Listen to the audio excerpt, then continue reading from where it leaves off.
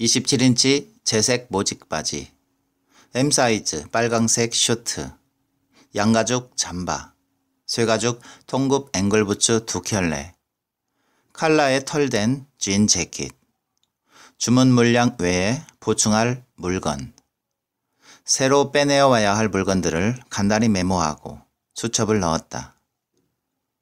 버스가 첫 번째 휴게소에 들어섰다. 오징어나 귤 따위를 질겅질겅 씹던 여자들이 바쁘게 일어서서 통로를 빠져나갔다. 그들은 화장실과 공중전화 부스가 모여있는 곳으로 나뉘어 종종 걸음을 쳤다. 무언가를 먹어두어야 했다. 나는 천천히 버스에서 내렸다. 바람이 어디선가 날아온 긴 스카프처럼 몸을 휘감고 지나갔다.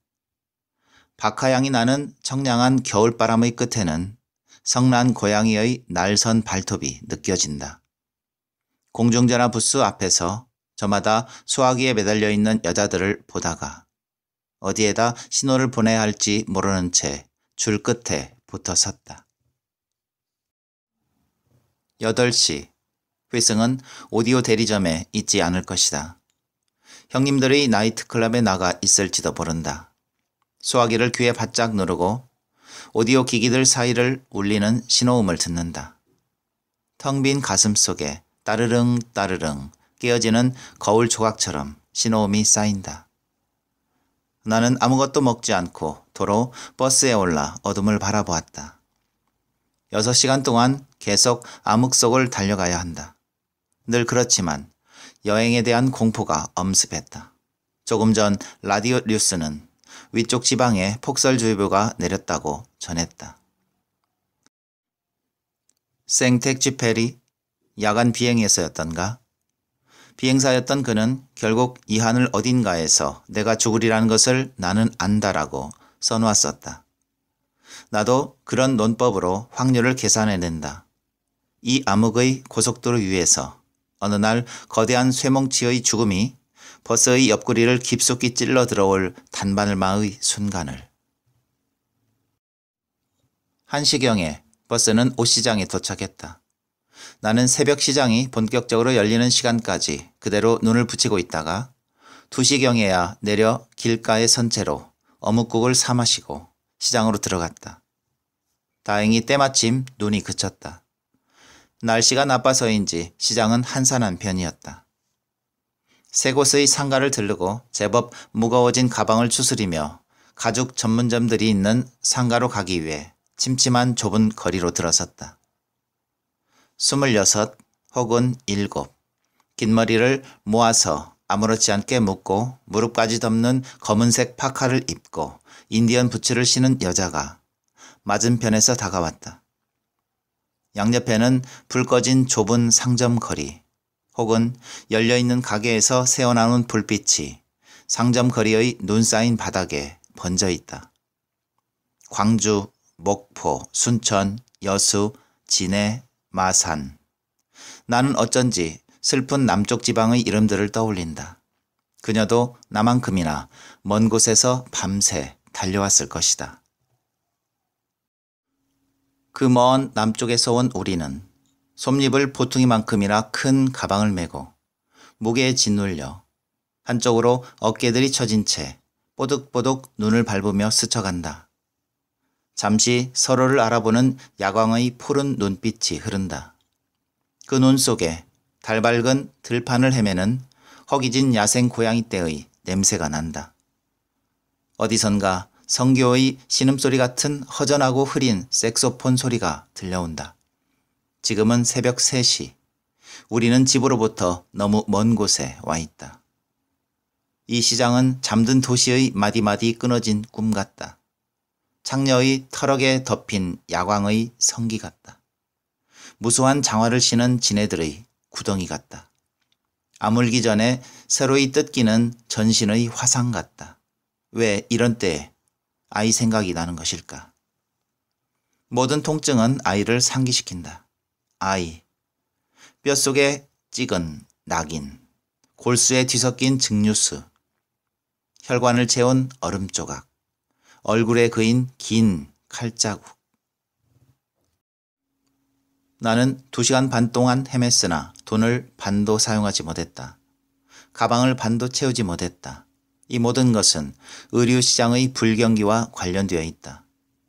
브랜드들의 파격적인 재고 방출로 시장의 옷들이 구매력을 잃고 있다. 소규모 업자들이 속속 넘어가고 상인들은 다양한 디자인에 대한 투자를 줄이고 한두 품목으로 현상 유지나 하며 버텨볼 심산인 듯하다. 요컨대 선택할 상품이 다양하지 못하다. 그 빨간색의 금색 단추 달린 M사이즈 슈트는 어디에도 없다. 가방을 채우기 위해 가짜 무스탕들을 집어넣어야 할 것이다. 그것도 괜찮다. 그 품목은 실패할 리 없을 올겨울의 히트 상품인 것이다.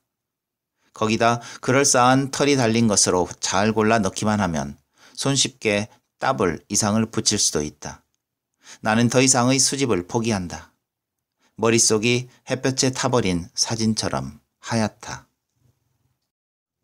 오전 11시경에 옷 보퉁이를 내리자마자 디스플레이 할 틈도 없이 수시간 만에 반 이상이 팔려나갔다. 늘 그런 식이다. 그리고 나머지의 3분의 1쯤은 다음 날에, 그리고 나머지는 지지부진하게 벽에 걸려 3, 4일을 흘려보낸다. 그 진행은 마음에 든다. 이틀 만에 옷이 다 팔린다면 나는 너무 자주 여행해야 할 것이니까. 나는 틈틈이 전화를 본다. 무당벌레같이 몇 개의 검은 점이 박힌 빨간색 전화기는 잔뜩 웅크린 채 시치미를 떼는 듯하다. 그동안에 전화가 왔었을까? 그는 왜 전화조차 이리도 하지 않는 것일까? 무슨 일인가가 있는 것이 아닐까? 집주인 여자는 그것이 주인으로서 누려야 할 특권이라도 되는 것처럼 이번에도 옷들을 거의 죄다 입어보았다. 순전히 그 재미를 보기 위해서 옷가게를 넣었다고 서슴없이 떠든다. 그녀는 옷수선 가게의 세를 조금 더 올려 2달 전부터 수영장을 다닌다. 제법 효과가 있어서 빠르게 몸매가 가다듬어지고 있고 한껏 옷 입는 재미에 빠지는 중이다. 그러나 그 여자는 머리를 숙일 때마다 드러나는 자신의 머리밑이 흔히 하는 농담처럼 급격히 소갈머리가 없어지고 있다는 것을 모르는 모양이다. 그걸 안다면 머리를 양팔로 감싸고 다닐 텐데. 수영장 물에 섞여드는 락스의 악 영향을 고려해 최소한 수영은 중단할 텐데. 하긴 그래서 돈이 남는다고 옷수선 가게 세를 도로 내려주지는 않을 것이다. 아마 아이 학원을 한 군데 더 보낼지도 모르지. 옷수선집 여자는 내가 지나가도 꼼짝 않고 미싱 앞에만 몸을 구부리고 있다. 놀라게 하려고 불쑥 들어가 보니 눈 밑에 퍼런 멍이 들어있다. 잘 갔다 왔느냐는 말조차 없었다. 그녀가 말을 하지 않는 얼굴은 좀처럼 없던 일이어서 난감하고 마음이 아팠다. 표면적으로 보아 알만하고 그녀의 감정 상태란 결국 택시 드라이버인 그의 아저씨로부터 기인된 것일 테고, 그러니 아무것도 굳이 물을 것이 없었다. 주의 엄마는 가게 문을 닫을 즈음에야 남자의 팔에 매달려 지나갔다. 주애는 온종일 혼자 있었을까? 긴 원피스 위에 가죽 잠바를 어깨에 덮었는데 남자의 잠바인지 남자는 스웨터만 입고 있었다. 23살이나 되었을까? 남자는 어떤 일을 하는지 어떤 부류에 속하는지 알 수가 없는 모습을 하고 있었다. 아직 군대도 갔다 오지 않은 대학생이거나 지저분한 작은 주물 공장에서 더러 밤을 새워 일하는 아직 잔뼈가 굵지 않은 노동자이거나 이제 막 학원을 졸업한 바텐더이거나, 확실하게 말할 수 있는 게 있다면 그 남자는 아직 양뺨에 솜털이 덮여있을 부드러운 소년이라는 점이었다. 휘승은 전화하지 않았다. 오디오 대리점엔 항상 그가 없었다. 그를 바꾸어달라고 하면 번번이 그의 둘째 형이 받곤 했다. 나는 셔터문을 내린 가게의 어둠 속에 앉아 소주를 마셨다. 히터를 꺼버려 냉기가 몸을 쥐어왔다. 머릿속에는 기다림이 집요하게 신경을 끌어당겼다. 퓨즈가 나갈 것만 같았다. 폭발할 것만 같았다. 지긋지긋해. 나는 나를 끄집어내 멀리 던져버리고 싶었다. 나의 내장을 줄줄 뽑아내 고압 전선에 감아서 태워버리고 싶었다. 나는 술 한 잔을 목 안에 털어놓고 카디건을 벗었다. 또 한 잔을 털어놓고 스웨터도 벗었다. 잠시 뒤에 양말을 벗었다. 그리고 바지를 벗었고 속옷도 벗었다. 브래지어와 팬티도 벗어 던졌다. 몸이 와그르르 떨리며 온몸에 거친 모래알 같은 소름이 돋았다. 나는 와들와들 떠느라 바라는 바대로 정신을 잃을 지경이었다. 몸이 시장바닥의 언 생선꾀처럼 굳어져 갔다. 사흘 동안을 꼼짝 못하고 알았다. 반지가 휘휘 돌아가는 것으로 보아 며칠 사이 많이 야유어진 모양이었다. 셔터를 열고 오랜만에 아침빛을 보니 세상이 한결 청량하게 느껴진다. 햇살이 물에 헹궈낸 듯 맑고 안타깝도록 여렸다. 좋구나 하고 햇빛을 보는데 눈물이 났다. 옷 수선가게 앞까지 물을 뿌리고 비지를 하고 화장실 청소를 한 후 쓰레기를 묶어내고 새 비닐을 씌웠다. 옷 수선가게는 아직도 문을 열지 않았다. 목욕을 다녀왔는데도 수선가게 셔터가 그대로 내려져 있었다. 외투를 어깨에 걸치고 커피를 마시고 옷들을 손질해 다시 디스플레이했다. 윈도우의 유리도 닦았다. 따뜻한 날씨였고 손님은 한 명도 오지 않았다. 반지하 싱크대 공장 옆 공터를 아무 생각도 없이 바라보고 있는데 느닷없이 배를 걷어차인 듯 욱 하고 울음이 쏟아졌다. 나는 참으려고도 하지 않고 헝헝 울었다. 때로 눈물도 허기처럼 달래기만 할 수는 없는 것이다. 종이 상자 속처럼 허술한 가게의 천장과 벽과 바닥을 두리번거리며 이 낯선 곳이 어디일까? 휘승은 왜 전화도 하지 않는 것일까? 휘승은 어디로 가버린 것일까? 하며 울었다. 불쑥 들어선 손님이 우는 나를 보고 쭈뼛쭈뼛 하더니 돌아 나가버렸다. 모르는 사람의 눈물 속에 성큼 들어설 수 있는 사람은 별로 없을 것이다. 주의 엄마가 들어왔다. 좋은 일이 있는지 몸이 팡팡 튀어오를 듯 경쾌했다.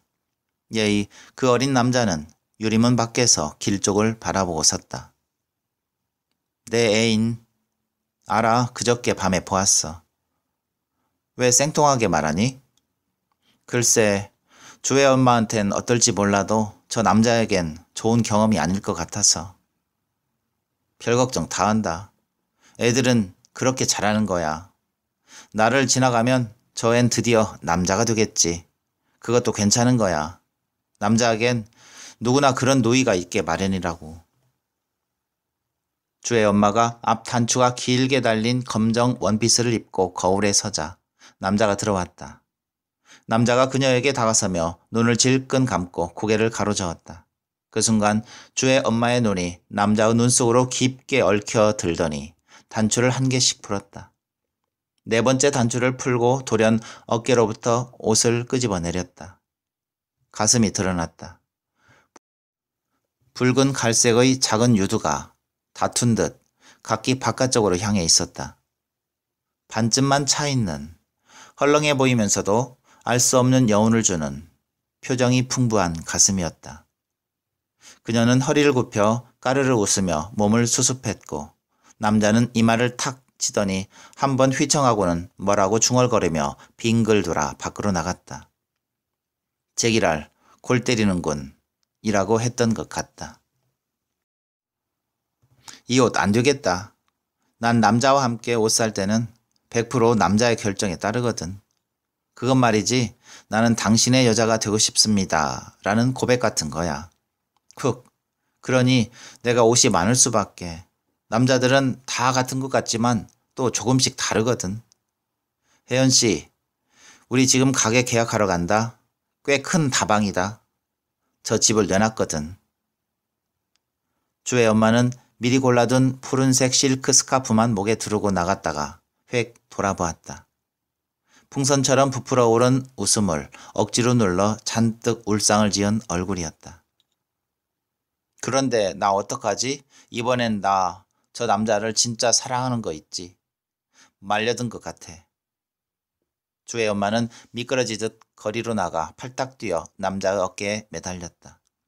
스카프가 바람에 길게 날렸다. 하하하하하. 맑게 가라앉은 겨울 공기 속에 겨자향 같은 싸한 웃음소리가 잠시 떠돌았다. 50 중반이나 되어 보이는 아주머니들이 들렸다가 어디를 가도 자기들은 사 입을 옷이 없다며 투덜투덜 돌아갔다. 아기를 업고 온 여자가 일주일 전에 사갔던 앙고라 스웨터를 들고 와 바꾸어달라고 떼를 쓰다가 뜻대로 되지 않자 자기는 이 동네 토박이인데 이러고도 장사를 얼마나 잘할 수 있나 두고 보자며 문을 쾅 닫고 돌아갔다. 전날 들렀다가 갔던 농협 아가씨가 동료를 5이나 데리고 와 한 가지씩 옷을 사들고 가는 바람에 갑자기 매상이 휘끈 올랐다. 부산한 시간이 지나자 따끈한 보릿 찬물을 후후 불며 마시고 있는데 위층 난이가 그의 대학생 남자친구와 나란히 큰 길로 나가는 것이 보였다. 난희는 오늘 청바지 위에 밍크털 느낌이 나는 새하얀 반코트를 입고 있어서 그녀의 꿈대로 어느 양갓집의 귀염받는 규수 같다.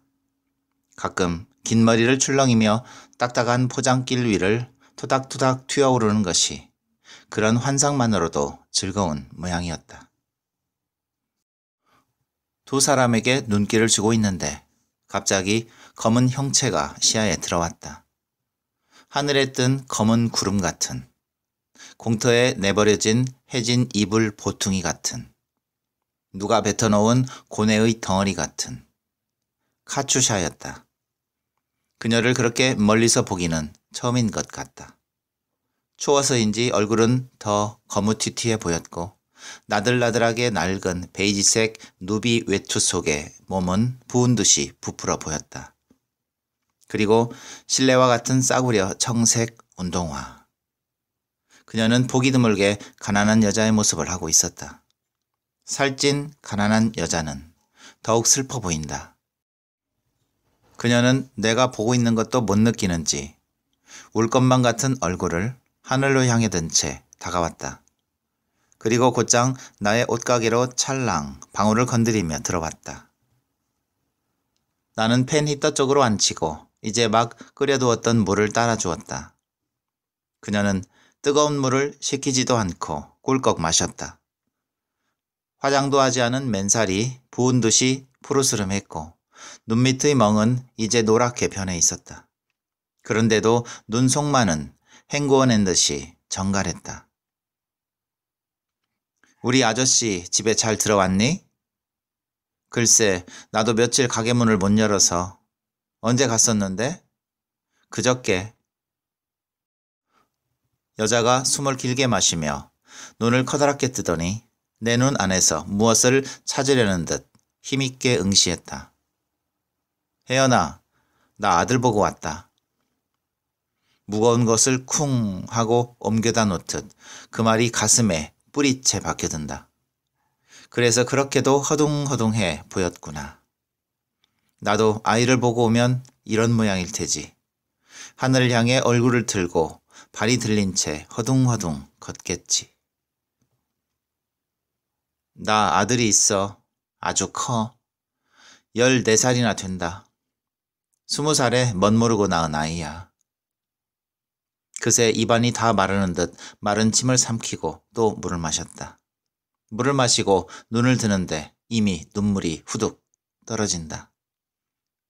아, 어떻게 해야 할지 그걸 모르겠어. 옷수선 여자는 번쩍 고개를 들고 몸을 의자 등받이에 닿도록 젖히고 앉아 부러터진 음식이라도 먹듯 자신의 입술에 괴인 눈물을 야금야금 먹었다. 아이를 키워주던 큰 고모가 돌아가셨어. 오늘 장례식 치렀어. 아이를 그 골짜기 빈집에 혼자 두고 왔는데 우리 아저씨는 몰라. 아무것도 몰라. 나도 눈물을 닦는다. 나도 아이가 있어. 3살이야. 먼 발치에서 순식간만이라도 보고 싶어. 그렇게 말하면 그녀에게 좀 위로가 될까. 그녀는 따라서 오는 나를 물끄러미 쳐다보다가 입술 끝을 실룩거리며 웃어주었다. 그러나 웃음 끝에도 눈물은 여전히 굴러떨어진다. 내 아들이 참 잘 컸어. 얼마나 듬직하게 컸는지. 등이랑 어깨가 조용한 게 무겁기가 엎드린 산 하나만 해.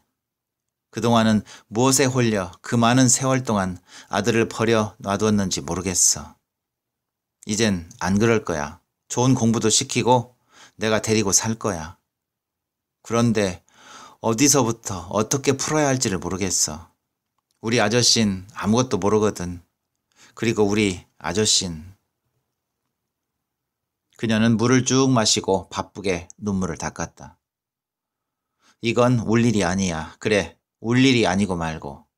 무슨 방법이든 있을 거야. 방법을 찾아야지. 이번엔 절대로 울기만 하다가 일이 돌아가는 대로 내버려 두지는 않겠어. 그녀는 밀린 일감도 많다며 안간 힘으로 웃어 보이며 나갔다.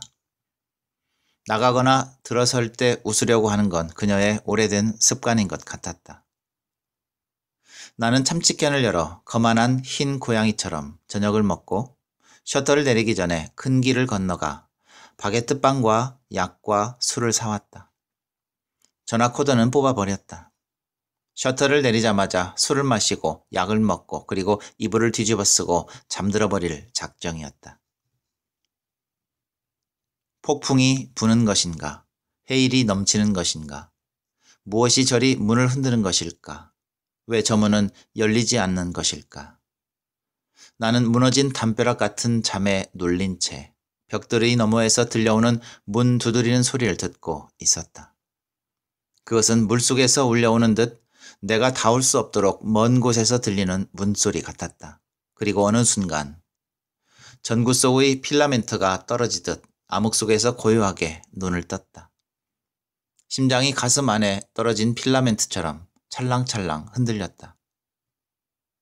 셔터를 올리자 그가 나를 끄집어냈다. 눈이 내리고 있었다. 조용하게 펑펑 내리고 있었다. 눈이 부셨다. 가게 불빛이 그의 얼굴을 비추었다. 그는 긴장되어 보이고 두려움에 빠진 듯 보인다. 그의 눈은 운석으로 빚은 듯이 차갑고 단단하게 빛난다. 오랫동안 너무 뜨거웠던 고통의 기억이 각인된 싸늘한 눈동자. 우리의 머리카락 위에 눈이 떨어진다. 그의 팔이 나의 등을 덮친다. 그의 양팔이 포클레인처럼 나를 들어올려 끌어안는다. 가루가 되어 그의 발밑에 수수수 쌓일 것 같다. 눈이 나의 두 눈 속에 떨어진다. 나는 그의 어깨에 눈을 비빈다. 그가 내 몸을 떼어낸다. 손가락으로 내 머리카락을 흐트러뜨려 놓는다. 지푸라기 같이 야위었구나. 그는 뭔가 더 말하려다가 만다. 그동안 어디 있었어? 뭘 했어? 묻지 마, 제발. 지금은 아무것도 묻지 마. 휘승은 나의 방을 둘러본다.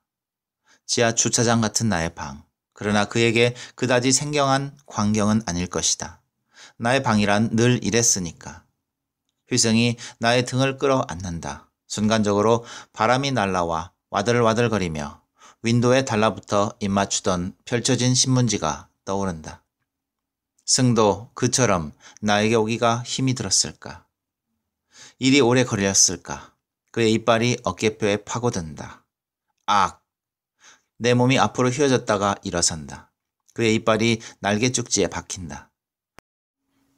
나는 얼마나 이 사람을 그리워해왔나.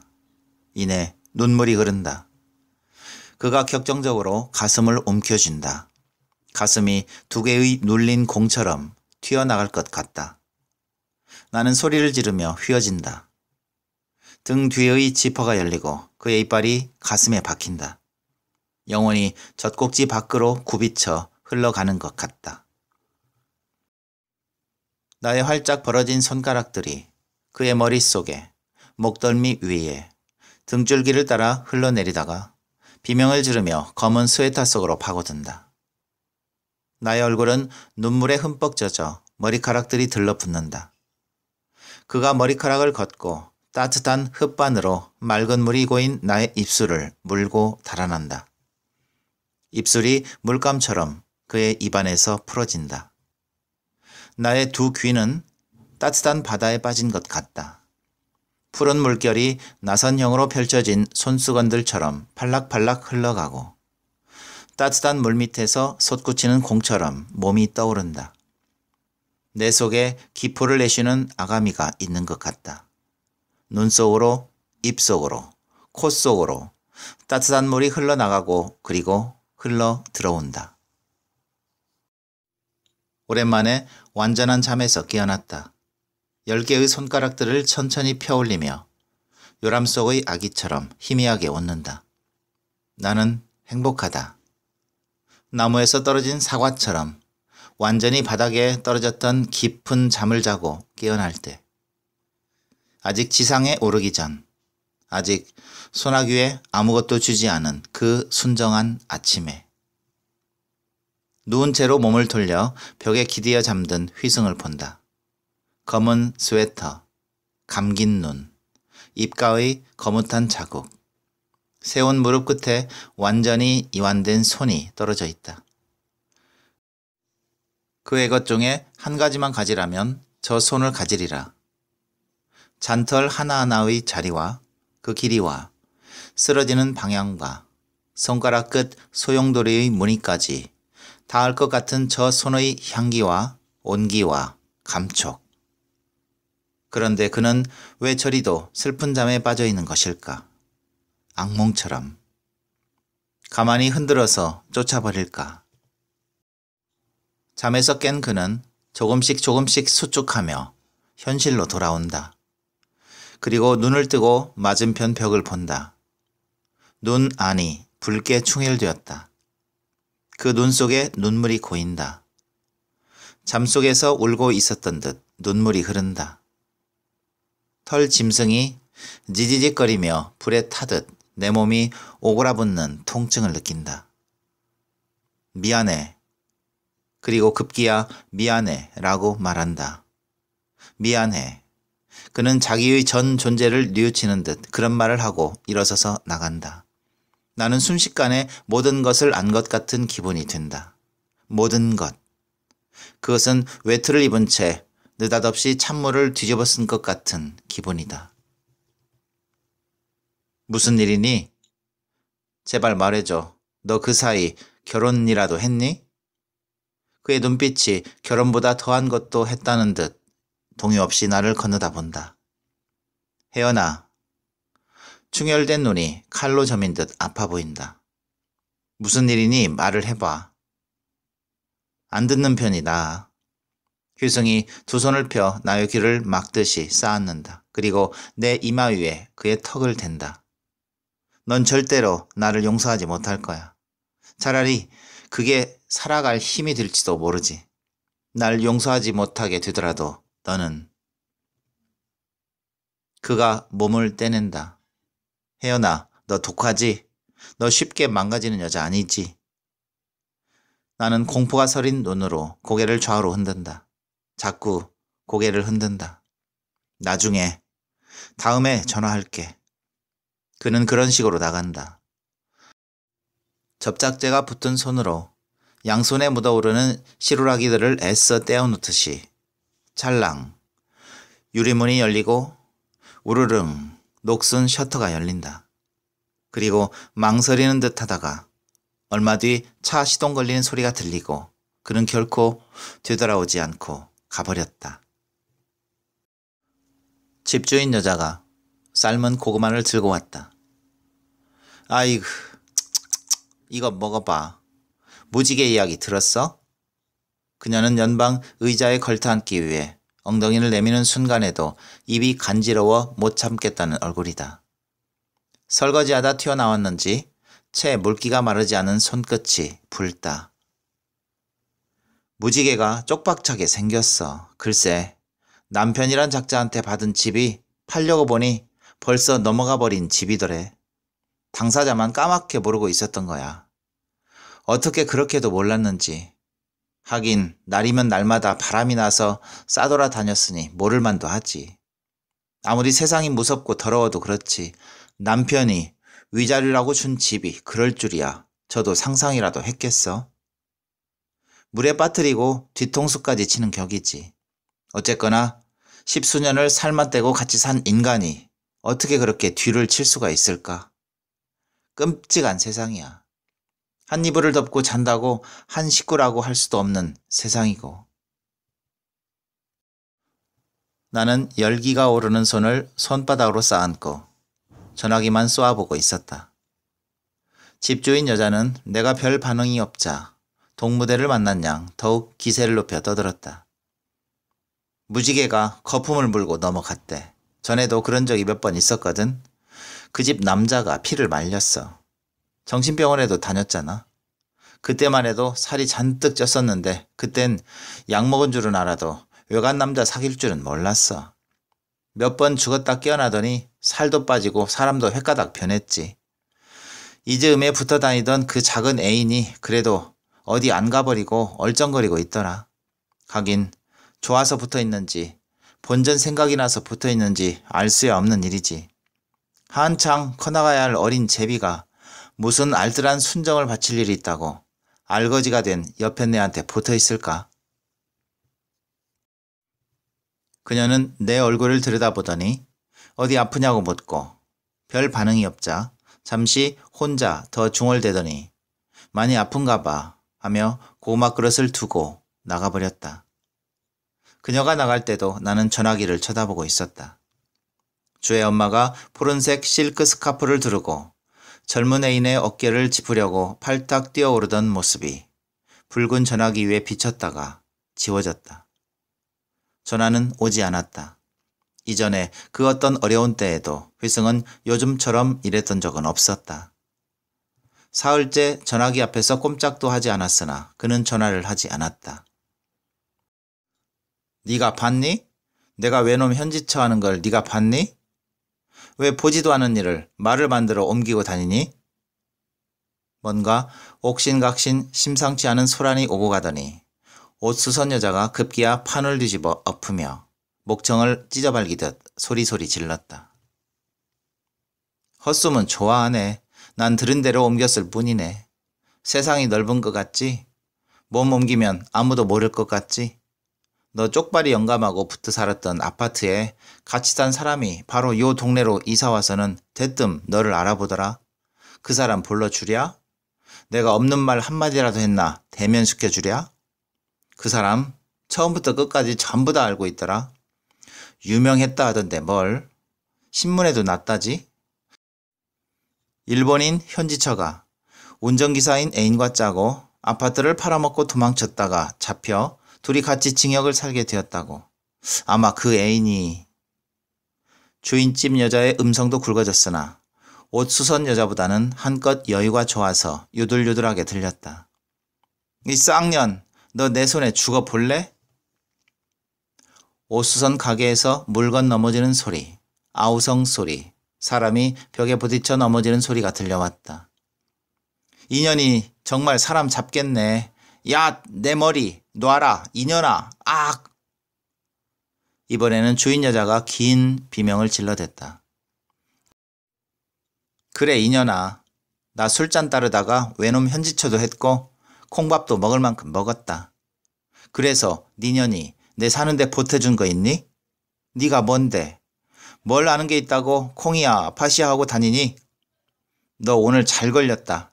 이리 와. 주둥이를 미싱으로 콕콕 박아줄 테니. 동네 사람들이 나를 일제 갈보라고 한다고? 이년아, 내 씹이 갈보면 니년은 이 주둥아리가 갈보다. 악! 사람 살려! 악! 옷수선 여자는 옷소매를 팔뚝까지 걷어올려 맨살을 내놓고 레슬링 선수처럼 주인 여자를 휙 들어올려 가게 밖으로 내동댕이 쳤다. 소나귀에 옷수선 여자의 머리카락을 쥔 주인 여자는 정말 입 어디가 찢어졌는지 피를 흘리고 있었다. 둘러서서 구경하던 근처 노가다판 남자 몇이 뒤늦게 뜯어말렸지만 옷수선 가게 여자와 주인 여자는 곧 다시 엉켜 붙었고 그 싸움은 사흘 동안 계속되었다. 그 옆에 애들 무작스럽게 독하네. C8. 저런 년들하고 한번 붙어서 해봤으면 좋겠네. 지가 죽나 내가 죽나 사흘낮 사흘밤 밑이 빠지게 해보는 거지. 낄낄낄 낄낄낄. 싸움을 떼어낸 사내들이 낄낄거리며 가게 앞을 지나갔다. 옷수선 여자는 성난 황소처럼 모두에게 적개심을 품은 것 같았다. 나까지도 포함해서 그녀는 나와 가게 앞에서 스칠 때에도 말을 걸지 않았고 나 역시 그랬다. 그러나 그녀가 나를 보았더라면 나는 틀림없이 그녀를 향해 웃어주었을 것이다. 힘내. 그 수밖엔 없어. 하는 눈빛으로. 흰색의 신형 승용차가 가게 문 앞에 바짝 붙어 섰다. 뜻밖에도 남편이 내렸다. 윈도 쪽으로 짧게 눈길을 던지더니 뒷문을 열고 허리를 깊숙이 구부려 아이를 꺼내 올렸다. 심장이 멎는 듯 했다. 남편은 늘 하던 일이기라도 하듯 거리낌 없이 가게 문을 찰랑 열고 아이의 등을 밀어 넣었다. 아이가 쪼르르 달려 들어왔다. 전에 보았던 겨우 몇 걸음 떼는 걸음걸이가 아니었다. 아이는 능숙하게 뛰었다. 나무 속에서 새로운 가지가 나오기 전에 없던 새로운 잎이 나오듯이 오래 안 본 아이는 성큼 커버려 생경할 지경이었다. 아이의 얼굴엔 완연히 할머니색이 많았다. 아이는 엄마 앞에서 머뭇머뭇거리며 아버지를 돌아보았다. 아버지와 눈이 마주치자 아이는 늘 꾸는 꿈속에서처럼 나의 다리를 힘주어 걷어찼다. 서러움이 가득 차 눈앞이 캄캄해졌다. 바닥에 무릎을 꿇고 끌어앉자 아이는 가만히 몸을 맡겼다. 내가 등을 두드리자 같이 등을 두드리기까지 했다. 솜으로 만든 손처럼 너무 작고 가볍고 따스한 손이었다. 볼을 쓰다듬는데 손바닥에 가슬가슬 튼 살이 만져졌다. 나는 아이를 꽉 끌어안았다. 엄마가 가보라고 해서. 그는 고작 그렇게 말했다. 그의 엄마가 가보라고 안 했으면 결코 오지 않았을 남자였다. 어머니가 가서는 어떻게 하라고 했는데요? 그는 무심코 한 말에 꼬리가 물려서 어쩔 줄을 몰라 했다. 그냥 내가 와 보았어. 어떻게 지내는지 궁금해서. 그는 가게와 안쪽에 딸린 방을 힐끔거리며 좀 안 됐다는 표정을 지었다. 어머닌 잘 계세요? 갑자기 많이 늙으셨어. 사람들이 다 놀래. 너도 많이 여유였군. 너도 갑자기 늙었다는 말같이 들렸다. 아이가 많이 컸어요. 아버님 일도 그렇고 이런저런 일로 어머니께서 고생하셨겠지요. 정말로 그렇게 생각하나? 물론이지요. 사랑을 나누어 받아보지 않은 아들은, 사랑을 나누어 주어보지 않은 어머니는 어쩌면 모성에 대해 과대망상적인 기대를 갖고 있는 것이 아닐까. 아이는 그새 품 안에서 잠이 들어 버렸다. 아이를 방 안의 침대에 누이고 아이의 몸 위에 포개듯 엎드려 목 밑으로 코를 비볐다. 나의 기원과도 같은 향기롭고 떫은 살레가 났다. 머리로부터 발끝까지 키도 가늠해보고 손도 들어올려 내 손바닥에 놓아보고 발도 꽉 쥐어보았다. 아이는 어린 모종처럼 아직 너무나 작았다. 아직은 아무것도 겪어서는 안 될 만큼 여렸다. 작은 손을 젖가슴에 갖다 붙이고 나란히 누워있으니 바닥에 쓰러져 산산이 나를 부수고 싶은 격정이 치받쳤다. 이 어미를 용서하라고. 이제부터 다 잊고 너 하나만을 위해 살겠다고. 그러나 그것은 파산이었다. 그런 화해는 자신의 자살이었다. 나는 어지러운 유혹을 떨쳐내듯 벌떡 일어나 가게로 나갔다. 그는 차 안에서 가져왔는지 캔맥주를 마시고 있었다. 엄만 어쨌거나 주연이를 봐서 너를 용서해야 한다고 말하셔. 당신은요? 나? 그렇지요, 당신. 건방지긴 여전하군. 당신 잘한 거 하나도 없어. 아주 지독한 여자야. 그가 발끈 분개하자 그의 음성이 바르르 떨려 나왔다. 전후 사정을 다 두고라도 나가랬다고 잠든 새끼 놔두고 그렇게 나가는 여자는 세상에서 당신밖에 없을 거야. 그런데도 나는 하루도, 정말 하루 한 시간도 당신 생각을 잊을 수가 없었어. 당신은 하루 한 시간도 내 생각을 하지 않을 거라는 것을 뻔히 알면서도 말이야. 이상한 일이군요. 전에 당신은 하루 10분도 나를 바라본 적이 없었는데. 나도 캔 맥주를 뜯어서 마셨다. 당신은 내 첫 여자야. 난 가급적이면 인생을 혼란스럽게 만들고 싶지 않아. 내 인생은 모든 게 하나면 좋게. 우리 집안은 쭉 그래왔어. 그래요. 심지어 신발도 한 가지만 있어야 하지요. 그래, 당신 집안은 그래서 답답해요. 그러나 그런 근거로 나를 용서할 수 있도록 만들었다면 오히려 그 답답주의에 감사해야겠군요. 그도 운이 좋은 편은 아니었다. 나이 30에 평생 처음으로 한 여자에게 깊이 반했으나 나라는 인물은 결코 질 좋은 아내가 아니었던 것이다. 무엇보다 나라는 존재는 그런 자체가 파탄의 실마리를 내포하고 있었다. 그리고 나도 직업을 갖겠어. 최선을 다해볼게. 무슨 직업을요? 당신이 무슨 일을 오래 계속할 수가 있지요? 나는 말을 삼키고 입을 꼭 다문다. 그는 빈약한 앞머리가 더 빠진 듯해 보였고 좀 초췌했다. 아직 생이 시작되기도 전에 이제 겨우 한 걸음씩 떼면서 그는 급격히 늙어가고 있었다. 나는 그 순간에도 전화기를 바라보았다. 휘승은 왜 그날 밤 전화를 했던 것일까? 그가 전화하지 않았다면 여전히 나는 그렇게 살고 있었을까? 쫓기는 토끼가 들어선 막다른 골목 같은 그 허황한 결혼 속에. 물론 당신은 직업을 가져야겠지요. 그러나 나는 이대로 두세요. 어찌나 단호하게 말했던지 나의 눈에 불꽃이 번쩍 일어난 기분이었다. 뭐? 그때 전화벨이 울렸다. 남편은 전화기를 노려보았다. 바르르 가슴이 떨렸다. 당신은 어머니 그늘에서 벗어나야 한다는 뜻이에요. 어떤 여자도 남편이 아닌 시어머니로부터 부식비며 목욕비며 속옷비며 신발 한 짝 살 돈을 탔으며 살 순 없을 테니까. 그리고 나는 이대로 살겠어요. 당신 어머니 집에 들어가지 않겠다는 뜻이에요. 전화벨이 계속 울렸다. 소화기를 들었으나 저쪽에선 아무 말이 없었다. 여보세요? 내 눈이 남편과 마주쳤다. 더러운 년. 그가 곁에 있던 쓰레기통을 걷어차 날리고 쇼윈도 디스플레이 되어 있던 목이 긴 푸른색 술병을 집어 던졌다. 병이 벽에 부딪혀 박살이 났다. 주인 여자가 놀란 얼굴로 유리문 뒤에서 훔쳐보는 것이 보였다. 우리 엄만 네가 좋아서 용서하는 건지 아니? 애가 불쌍해서 그런다. 이 환양년아.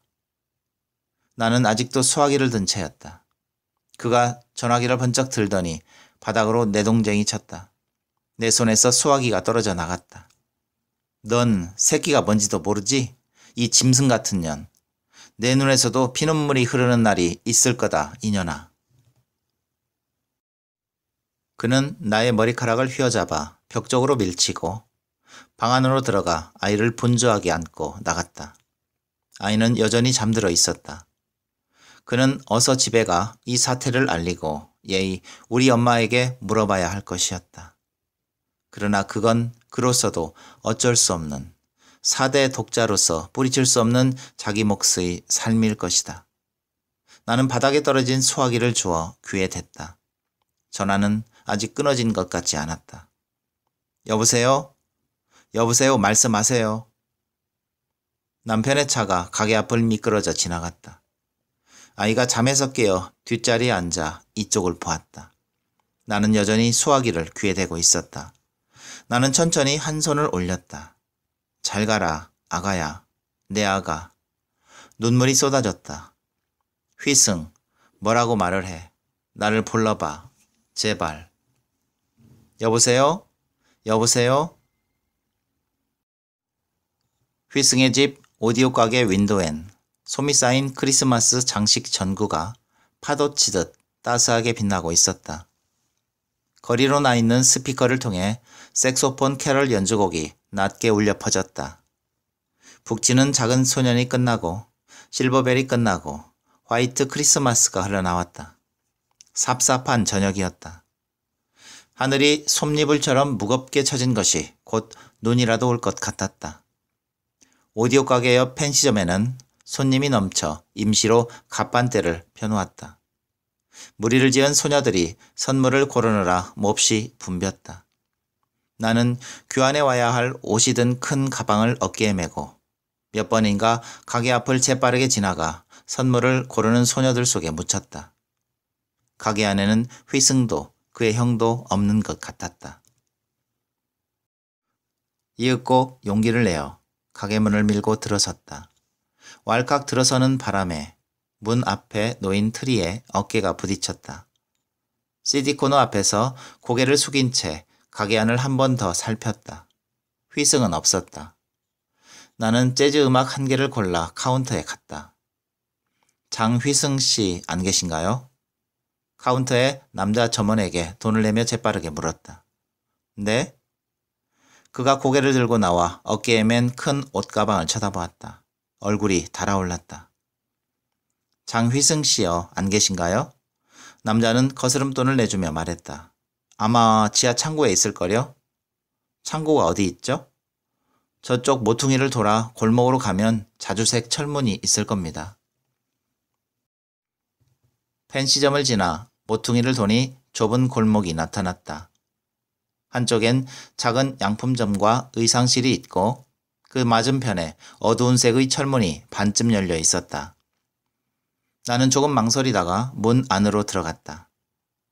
계단 아래에 창고문이 열려 있었다. 계단으로 한 발을 내려 디뎠을 때 말소리가 들려왔다. 이 집에서도 틀어질 만도 하지. 이 핑계 저 핑계를 대며 날짜를 맞춘 게 벌써 몇 번째냐? 지금 갔다 와. 네가 직접 가서 이번엔 정한 대로 하겠다고 말씀드리고 아가씨도 좀 다독거리고. 알겠지? 아, 왜 대답이 없는 거냐? 그 짓을 하고도 아직 정신을 못 차린 거냐? 휘승 아버지 장 씨의 음성이었다. 그는 잔뜩 역정을 내고 있었다. 나는 몸을 돌려 튀어나왔다. 가방이 철문에 부딪혀 쾅 소리를 냈다. 의상실 옆 전신주가 서 있는 어둠 속에 몸을 붙이고 있으니 얼마 후 세 사람이 창고에서 나왔다. 장 씨와 휘승 그리고 휘승의 둘째 형이었다. 장 씨와 휘승은 앞서가고 그의 둘째 형은 창고문을 잠근 뒤 커다란 어깨를 흔들며 천천히 따라갔다. 다시 나는 몇 번 더 가게 앞을 지나갔다. 솜에 감싸인 장식 전구가 파도치듯 따스하게 빛났다. 가게 안에 그는 없고 그의 형과 장 씨만 있었다. 내 어깨 위에 어디선가 묻어온 은색 장식 실 한 올이 빛났다. 서울 새벽 옷시장으로 가는 관광버스의 출발 시간이 임박해 있었다. 나는 가방을 추스르고 택시를 잡기 위해 도로로 뛰어들었다. 다가오는 택시들을 향해 팔을 휙휙 들 때마다 문득문득 누구에게 질렀을지도 알 수 없는 장 씨의 역정난 음성이 발밑을 어지럽혔다. 의자 위에 위태롭게 올라서서 쇼윈도의 위쪽 가로선을 따라 크리스마스 장식을 달고 있는데 옷 수선 여자가 말없이 들어섰다.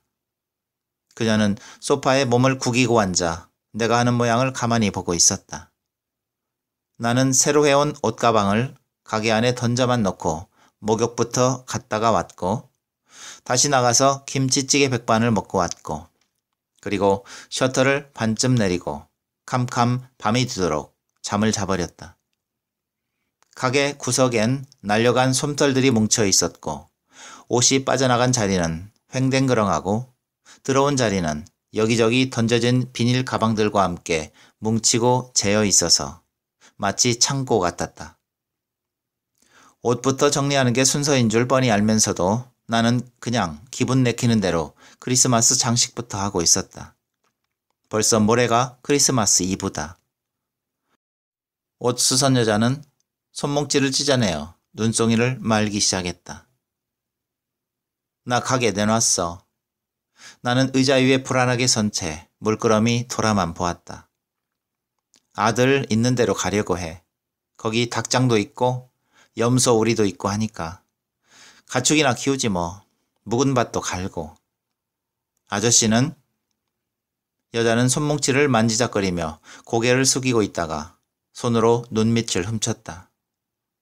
그 사람 나 만나서. 여자가 티슈를 뽑아내서 코를 핑 풀었다. 그만했으면 그 사람도 할 만큼 했어. 그래도 의리는 있는 사람이야. 나 그 사람은 미워하지 않아. 여자가 천장을 바라보며 숨을 골랐다.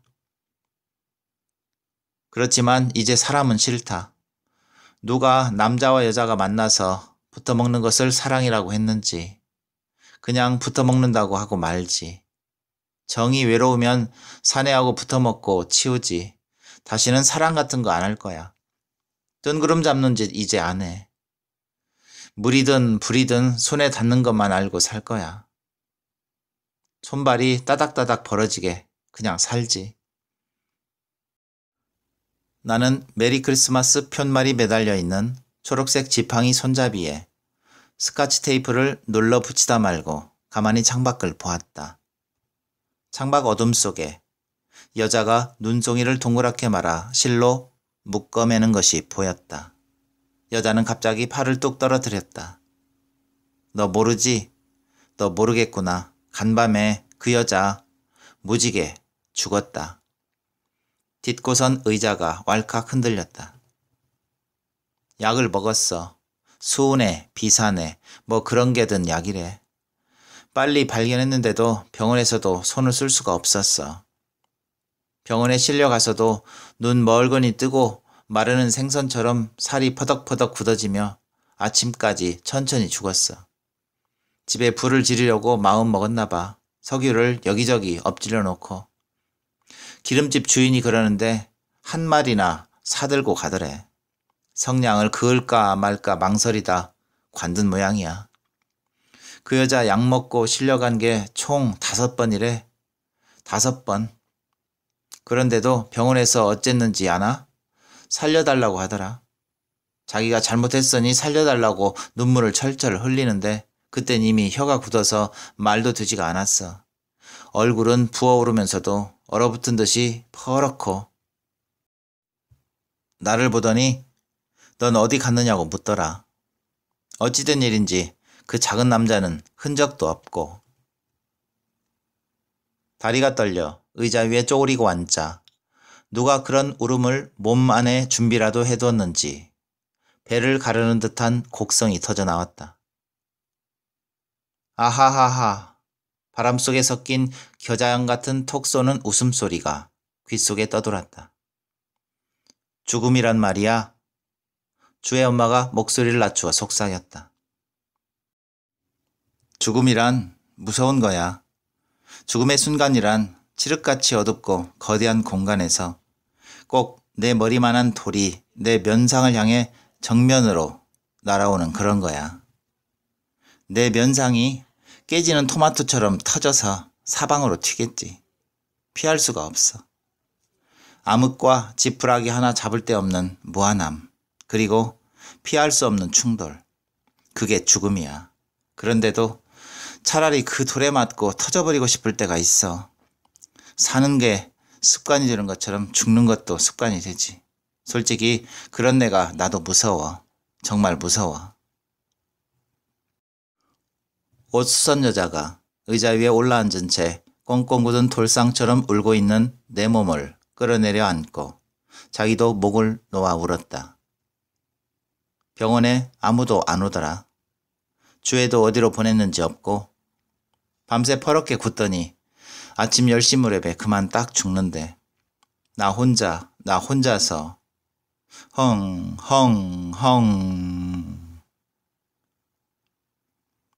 아침 일찍 병원 영안실에 앉아있다가 오니 휘승 어머니 영산댁이 가게 문 앞에 서 있었다. 나의 결혼식에서 본 후 3년 만이었다. 젊었을 때 너무 빨리 늙어버렸던 영산댁은 수년째 그대로 세월을 타지 않고 있었다. 왼쪽 광대뼈 부분에서 귓속까지 퍼져 있는 붉은 점도 많이 엷어진 것 같았다.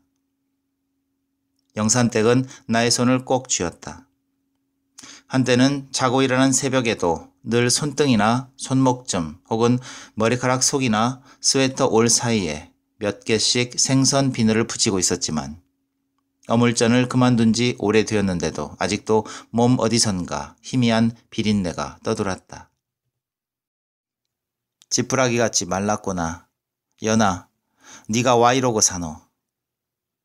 옷 정리를 하지 못한 데다가 크리스마스 장식도 하다 말고 구석에 밀쳐져 있었다. 영산댁은 창고같이 어지러운 가게를 둘러보면서 5층짜리 상가를 짓고 외제차를 타는 자기 딸 혜선이를 떠올리는 모양이었다. 아이고 불쌍한 것들. 무슨 귀신이 씌어서. 놈들은 실컷 엉겼다가 넌더리를 내고 갈라져도 열대 번은 갈라졌을 세월이건만. 연아 이거사 내 말 잘 들어라. 내 말 찬찬히 듣거라. 영산댁이 나의 손을 더 꼭 쥐었다.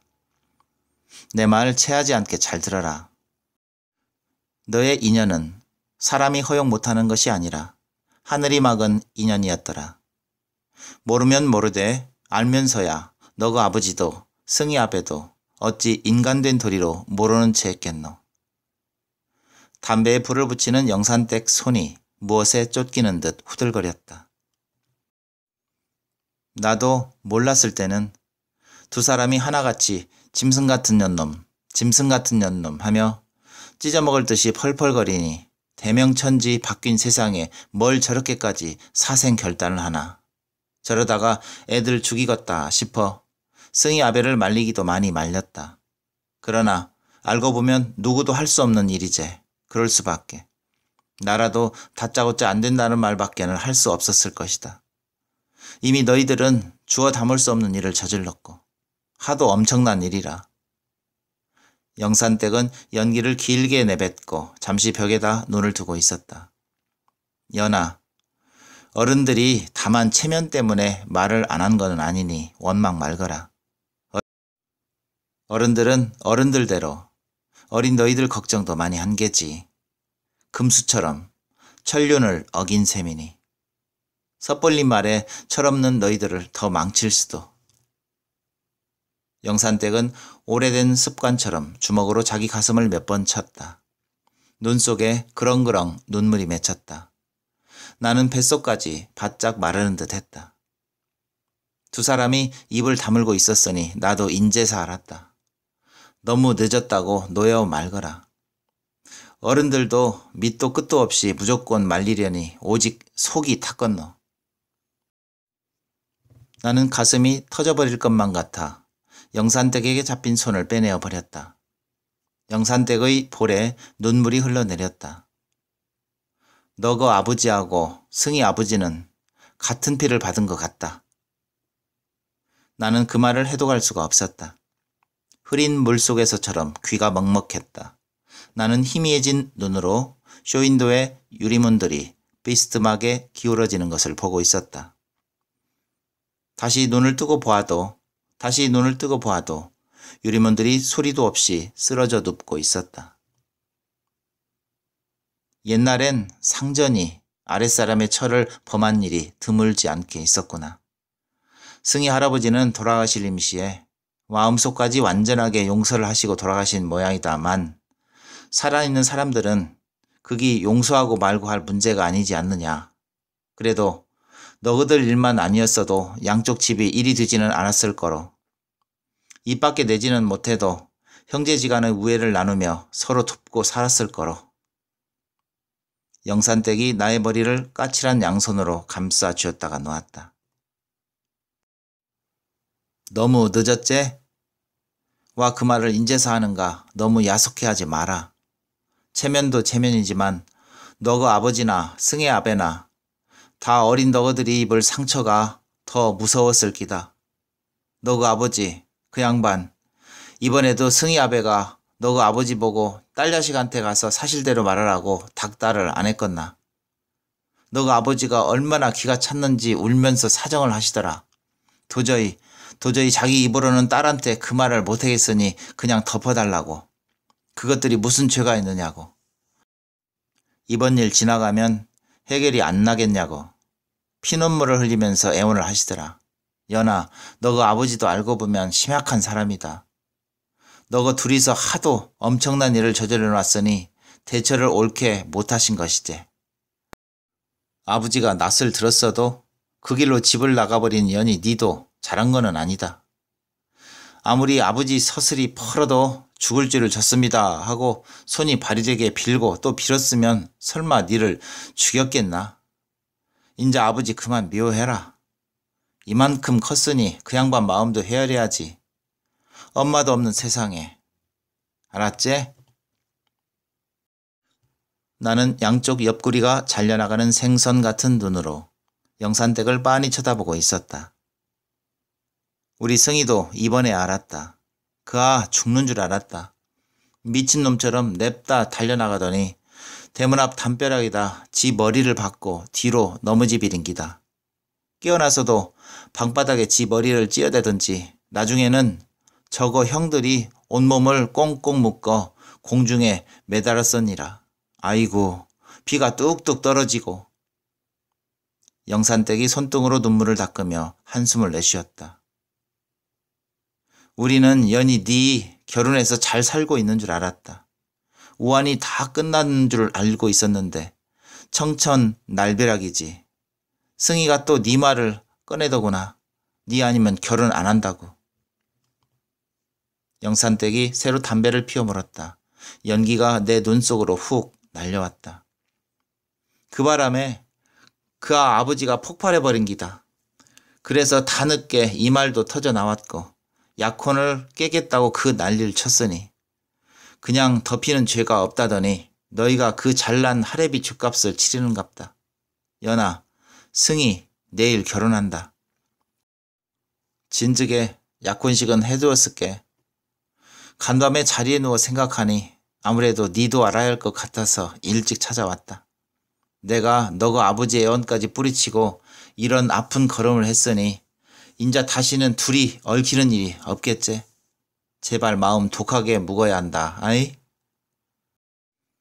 있는 힘을 다해 테이블 아래에 손을 뻗어 담뱃갑 뚜껑을 밀고 담배를 빼물었으나 불을 붙일 수가 없었다. 성냥을 쥔 손과 담배를 쥔 손이 따로따로 떨고 있었다. 영산댁이 그런 나를 쳐다보고 있었다. 나는 자리에서 일어나 찰랑 문을 밀고 나갔다. 사랑이라는 이름으로 그렇게도 많은 유리 조각을 삼켰던 것일까. 목 안에서 피비린내가 올라왔다. 두 손을 모아 침을 쏘더니 붉은 피가 엉겨 나왔다. 머릿속에 뭉친 기억들이 휘오리치며 내달리기 시작했다. 나는 주인의 집 대문에 등을 대고 두 주먹을 쥔 채 두리번거리며 울고 있었다. 영산댁이 가게에서 나와 큰 길로 급히 걸어가는 게 보였다. 나는 가슴을 움켜쥐었다. 쇠톱 같은 것이 들어와 가슴을 파내가는 듯했다. 할머니가 손자의 손을 잡고 앞만 보며 지나갔고 아가씨와 아기를 앞에 맨 새댁이 내게 무슨 말인가를 붙이려다 그냥 지나갔다.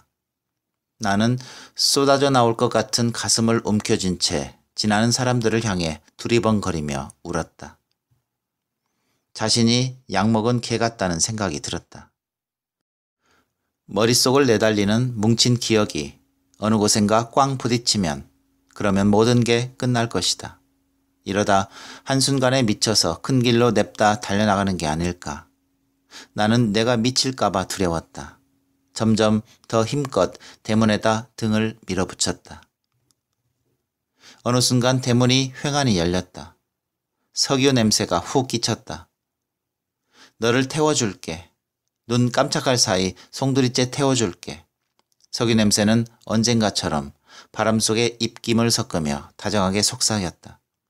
내 손엔 담배 한 개비와 성냥이 쥐어져 있었다.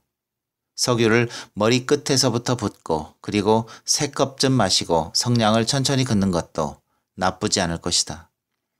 나는 담벼락 밑 응다를 따라 마당으로 들어갔다. 마당가엔 죽은 잔디밭이 털이 뭉친 더러운 담요처럼 구겨져 있었다. 현관문은 반쯤 열려 있고 마룻바닥엔 황망하게 디딘 흙 발자국들이 어지러웠다. 햇살이 거실 창문을 통해 마루 깊숙이 들어왔다. 나는 신발을 신은 채 천천히 들어가 엎질러진 석유가 고인 번들거리는 마루 한가운데 들어누웠다. 몸이 마른 나무 둥지처럼 위로 미끄러졌다. 초록색 목도리를 메고 다리 건너 공중전화 부스에 기대 서 있던 엄마의 모습이 떠올랐다.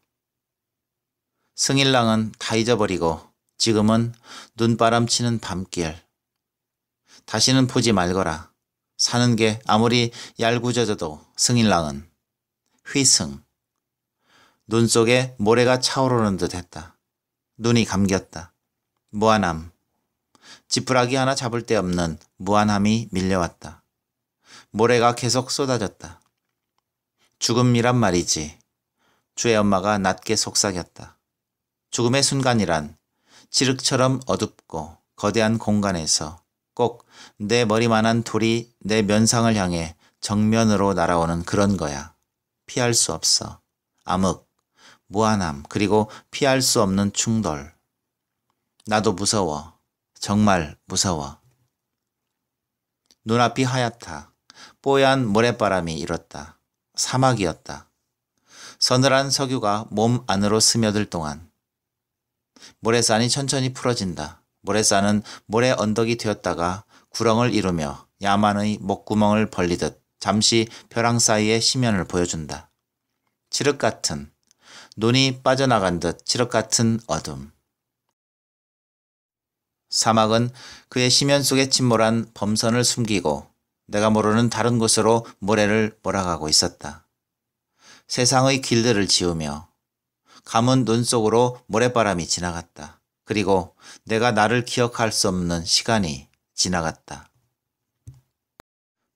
거실의 서양 창으로 창백하고 질긴 햇살이 들어와 이마를 당겼다.